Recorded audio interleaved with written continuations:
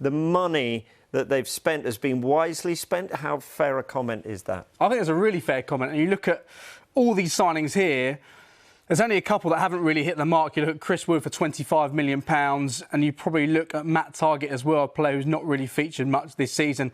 I guess the jury's still out on Anthony Gordon, but he's just 21 years of age. But I think you look at three in particular, Kieran Trippier, Dan Burn, Nick Pope. That's the spine of this Newcastle team. And as you said before, the defence was such a key part at the start of the season. They form the backbone to success. And you wonder how much Bruno Guimaraes is worth now, £40 million. A superb player, and Sven Botman as well. At the time, people thought maybe they spent a little bit too much money on him. That's not been proven the case. Isak, £63 million. He's still got a lot to prove.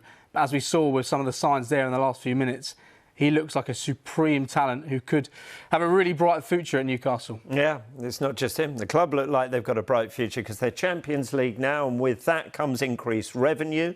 So does the increased revenue mean an increased spend this summer on bringing in even more players? Well, it certainly gives them a little bit more flexibility in the transfer market. As you said, more prize money, more TV revenue, more sponsorship opportunities as well. So it gives them a little bit more margin for error when it comes to being able to spend this summer. They got really close to the FFP guidelines in January when they signed Anthony Gordon. But now, with the extra money coming in, it means they can probably spend a little bit more as well. And I think they probably need to. Keith Downey's done a great piece on the Sky Sports website looking at what they might do this summer. The squad is a little bit threadbare at the moment. The first 11, brilliant. 15, 16 players he's been working with largely this season. I think to compete in the Premier League and the Champions League, they can probably sign 4 or 5 players this summer, which they can now probably do.